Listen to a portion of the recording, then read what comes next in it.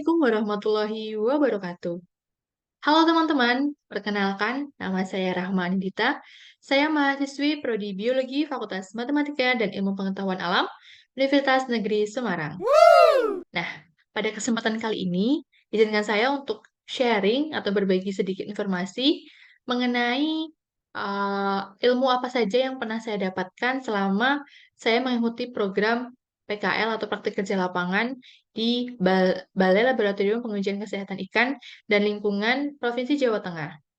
Nah, sebelumnya saya merupakan mahasiswa semester 7 yang sudah melaksanakan program magang di bulan Agustus sampai Desember kemarin di salah satu UPT di bawah naungan Dinas Kelautan dan Perikanan, yaitu di Balai Laboratorium Pengujian Kesehatan Ikan dan Lingkungan kelas A Provinsi Jawa Tengah.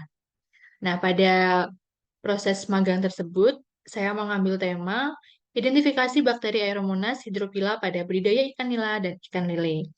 Nah, agar supaya program magang saya ini maksimal, nah saya kemarin, tepatnya di tanggal 4 Januari kemarin, saya melakukan observasi ke salah satu balai benih ikan yang ada di Mijen. Untuk BBI Mijen ini sendiri merupakan naungan dari Dinas Perikanan Kota Semarang. Dan di sini saya berkunjung dan sharing kepada para pembudidaya bagaimana aktivitas budidaya dan apa saja sih penyakit yang pernah terjangkit oleh ikan yang berada di budidaya tersebut. Nah, menurut informasi yang saya dapatkan, di BBI Mijen sendiri itu membudidayakan 4 jenis ikan. Yang pertama ada ikan nila, ikan lele, ikan koi, dan ikan karper. Nah, karena fokus saya di ikan nila dan ikan lele, maka untuk bahasan kali ini kita akan fokus di ikan nila dan ikan lele. Nah, menurut informasi yang saya dapatkan dari pembudidaya yang ada di sana, untuk penyakit atau jenis penyakit pada ikan yang pernah terjangkit di BBI Mijen itu sendiri kebanyakan yaitu bakteri Aeromonas. Nah, bakteri tersebut memang salah satu penyakit yang kerap muncul atau kerap hadir di budidaya ikan air tawar. Salah satunya yaitu di ikan nila dan ikan lele. Nah, di sini ada beberapa ciri fisik yang teman-teman bisa lakukan pengamatan tanpa harus uji lab ya. Di sini ada ciri-ciri fisik ataupun ciri-ciri yang tampak. Yang pertama itu bisa dilihat dari kondisi airnya. Jika kondisi air kolam itu berubah, maka patut dicurigai bahwa ada yang tidak beres pada ikan ataupun airnya. Yang kedua, itu ikan cenderung gampang stres. Lalu yang ketiga, nafsu makan ikan akan hilang.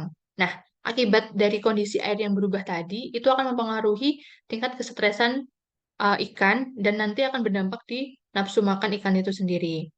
Yang nantinya juga akan berpengaruh pada perilaku ikan yang mulai menurun ataupun tidak aktif lagi. Nah, itu ciri-ciri umum yang bisa kita lakukan. Kita lihat seperti itu ya. Setelah itu ada ciri fisik dari ikan itu sendiri.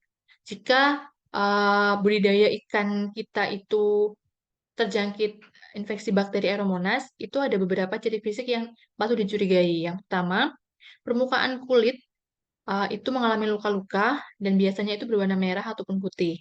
Jadi baik di ikan nila maupun ikan lele itu ciri fisiknya sama, yaitu di sisik ikan nila itu biasanya terdapat jamur yang warnanya merah, sedangkan di ikan lele itu biasanya warnanya putih, luka-luka seperti apa ya namanya, borok atau semacamnya lah.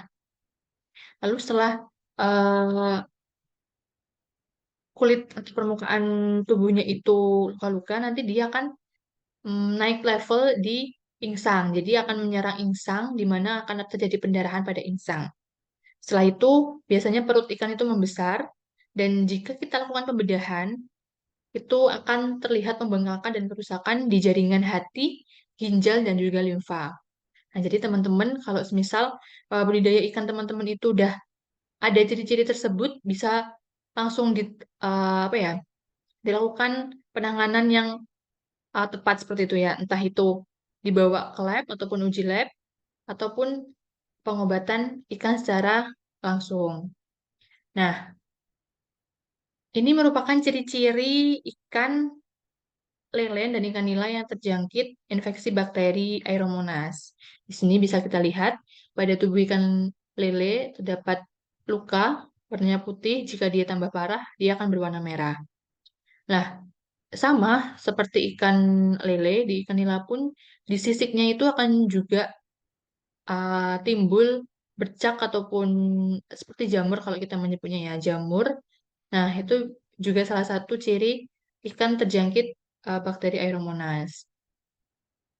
Nah, di Balai Laboratorium Pengujian Kesehatan Ikan dan Lingkungan Kelas A Provinsi Jawa Tengah ini uh, melakukan juga pengujian terkait dengan identifikasi bakteri Aeromonas. Jadi, bagi teman-teman yang bingung mau mengujikan kemana terkait masalah di budidaya ikannya, bisa diujikan ke Balai Laboratorium Pengujian Kesehatan Ikan ini. Tenang saja teman-teman, untuk Balai Laboratorium Pengujian Kesehatan Ikan dan Lingkungan Kelas A ini sudah terakreditasi ISO 17025. Jadi, untuk segala macam pengujiannya sudah sesuai standar.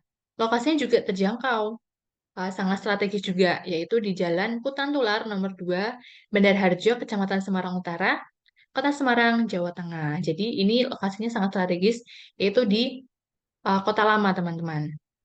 Nah, uh, BLPKIL sendiri itu punya 3 laboratorium. Ada laboratorium biologi, laboratorium biomolekuler, dan laboratorium kualitas air. Nah, untuk pengujian bakteri Aeromonas sendiri itu dilakukan di laboratorium biologi.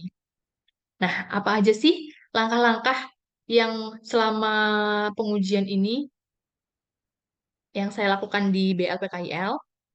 Itu yang pertama, kita mempersiapkan media. Media di sini kita membuat media sebanyak 4. Ada media TSA, media RS, media OF, dan media SIM. Keempat ini nanti akan digunakan uji untuk pengujian bakteri Aeromonas. Jadi di sini yang pertama kita siapkan media.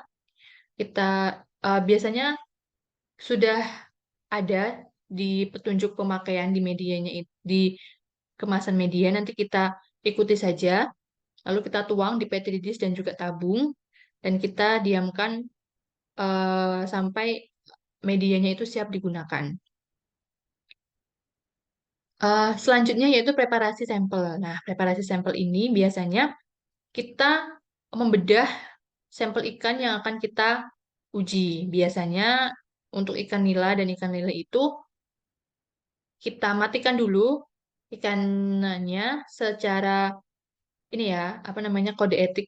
Kita tusuk kepalanya di bagian otaknya. Nanti setelah ikannya mati, lalu kita bedah. Nah, pembedahan ini dilakukan untuk mengambil organ target, teman-teman. Organ target yang kita gunakan untuk isolasi bakteri nantinya yaitu bagian hati dan juga ginjal.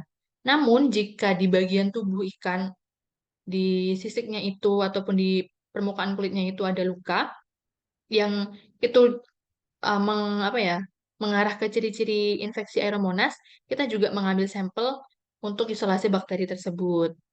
Nah, setelah kita lakukan pembedahan, kita ambil organ targetnya, lalu kita isolasi bakteri dengan cara mengoleskan menggunakan OSE bulat sampel dari hati ataupun ginjal dengan apa ya, sistem kuadran 4. Jadi di petri dish itu kita isolasi, lalu kita wrap dan kita masukkan ke dalam inkubator dengan suhu 25 derajat sampai 28 derajat Celcius selama 24 jam, teman-teman. Nah, selanjutnya, setelah 24 jam kita diamkan di dalam inkubator, kita dapat nih koloni bakteri yang akan kita murnikan. Untuk pemurnian koloni ini sendiri, kita memilih koloni yang berwarna krem.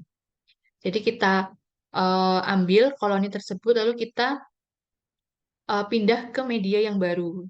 Lalu kita tunggu lagi selama 24 jam di inkubator dengan suhu yang sama.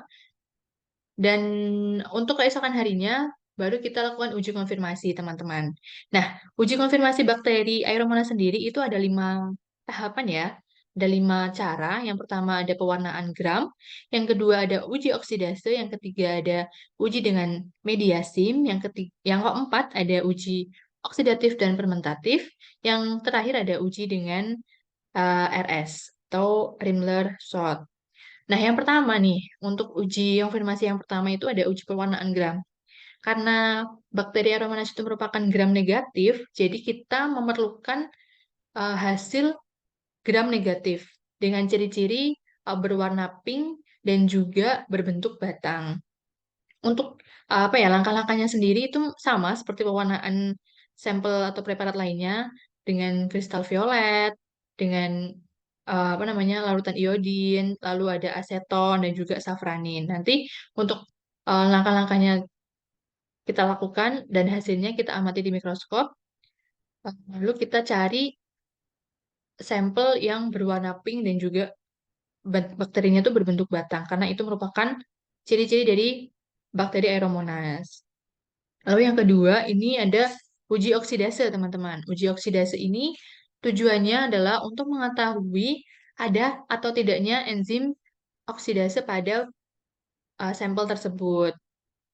Nah, di sini di BLPKIL itu menggunakan kertas kertas baksiden oksidase namanya, baksiden oksidase, yang mana kertas ini kita oh sampel koloni pemurnian koloni tadi kita ambil sedikit, lalu kita tempelkan di kertas baksiden ini, lalu kita lihat, jika dia positif, dia akan berwarna biru, dan jika dia negatif, dia akan berwarna kuning, seperti yang ada di layar ya teman-teman. Ini hasilnya yang biru ini positif, menunjukkan bahwa sampel ikan ini positif, dan yang kuning itu negatif. Lalu untuk tahap selanjutnya, uji konfirmasi selanjutnya yaitu uji dengan SIM. Uji dengan SIM ini bertujuan untuk mengetahui produksi H2S, indol, dan juga motilitas atau pergerakan dari suatu bakteri tersebut. Nah, di sini untuk ciri-ciri pengujian positif itu bakterinya menyebar. Jadi dia melakukan pergerakan dengan ciri-ciri bakterinya menyebar. Uji SIM ini dilakukan dengan cara menusukkan koloni bakteri menggunakan jarum Ose yang lurus di tabung di media tabung yang berisi media SIM ini. Jadi nanti dia didiamkan selama 24 jam juga. Nanti dia akan berkembang dan hasilnya seperti ini. Untuk hasil negatif, dia cenderung lebih jernih dan hasil tusukannya itu terlihat. Ini kan terlihat ya, juga warnanya lebih jernih. Namun untuk yang hasil positif, dia cenderung bakterinya itu menyebar dan berwarna keruh karena efek dari persebaran bakteri itu tadi ya. Nah, itu untuk uji SIM. Lalu yang keempat ada uji oksidatif fermentatif. Nah, uji OF ini sendiri tujuannya adalah untuk mengetahui sifat oksidasi atau fermentasi bakteri terhadap glukosa. Di sini menggunakan 2 tabung, yang pertama itu tanpa parafin, yang kedua dengan parafin. Nah, di sini sama kita menggunakan ose lurus untuk mengambil sampel koloni bakteri, lalu kita tusukkan ke dalam tabung dan kita tunggu selama 24 jam di suhu sekitar 30 derajat Celcius.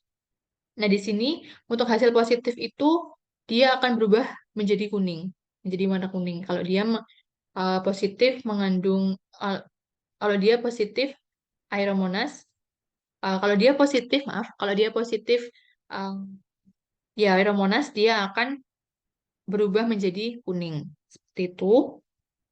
Dan yang terakhir, untuk pengujian konfirmasi yang terakhir, itu ada uji RS atau uji Rimler-Shot. Di sini uji RS ini sama seperti uji yang lain, namun dia menggunakan media di Petri dish. Jadi kita mengambil koloni bakteri yang sudah kita murnikan tadi, lalu kita oleskan di media agar di dalam petitis ini. Lalu kita tunggu, kita wrap dulu, kita tunggu, dan kita masukkan di dalam inkubator. Kita tunggu selama 24 jam di suhu 30 derajat. Jika dia positif, dia akan berubah menjadi kuning, dan jika dia negatif, dia akan tetap berwarna hijau. Jadi untuk uh, kelima uji konfirmasi tersebut, ikan ataupun budidaya ikan, sampel ikan yang kita kerjakan dinyatakan positif jika kelima-limanya ini hasilnya positif. Jadi yang pertama tadi, untuk yang pewarnaan gram, dia menghasilkan gram negatif, yaitu dengan ciri-ciri berbentuk batang dan juga berwarna pink. Lalu yang untuk uji oksidase, dia akan berubah menjadi warna biru. Untuk uji SIM, dia akan menyebar bakterinya. Untuk yang uji OF, dia akan berubah menjadi kuning, dan juga uji RS, dia akan berubah menjadi kuning. Jika kelima-limanya ini positif, maka untuk sampel ikan yang kita ujikan tadi positif bakteri Aeromonas. Nah, seperti itu teman-teman. Itu merupakan serangkaian pengujian laboratorium untuk mengetahui ada atau tidaknya bakteri Aeromonas pada sampel ikan. Oh ya, ada satu lagi untuk bagaimana sih Kak em, cara kita untuk menanggulangi bakteri Aeromonas pada budidaya ikan kita? Nah, dari hasil sharing-sharing kemarin yang saya lakukan dengan para pembudidaya di PBI Mijen, itu praktisinya mengatakan bahwasanya yang pertama itu kita kondisikan airnya. Jadi, apabila teman-teman mempunyai budidaya ikan dan dengan ciri-ciri yang sudah saya sebutkan di awal, segera lakukan pertolongan pertama yaitu dengan cara mengondisikan uh, air kolamnya. Jadi kita bersihkan, kita pindahkan ikannya, kita kondisikan air kolamnya itu seperti semula. Lalu kita lakukan pengobatan pada ikan. Jadi kalau semisal kematian itu belum masalah atau bakterinya ini belum terlalu luas penyebarannya, cepat-cepat ditangani, kita lakukan pengobatan pada ikannya. Baiklah, itu tadi teman-teman informasi ataupun ilmu yang saya dapatkan selama saya magang di BLPKIL Provinsi Jawa Tengah, dan juga kemarin hasil observasi dan sharing session saya eh, di BBI Mijen bersama dengan bapak-bapak pembudidaya yang ada di sana. Ternyata benar terkait dengan ciri fisik ikan yang terjangkit bakteri itu bisa dilihat dengan ciri-ciri yang saya sampaikan di awal. Tapi kalau memang kurang yakin ataupun eh, masih bingung, teman-teman bisa mengujikannya di BLPKIL. Seperti itu, mungkin cukup dari saya. Terima kasih atas perhatiannya. Mohon maaf jika terdapat kesalahan. Sampai bertemu lagi. Saya tutup. Assalamualaikum warahmatullahi wabarakatuh. Terima kasih.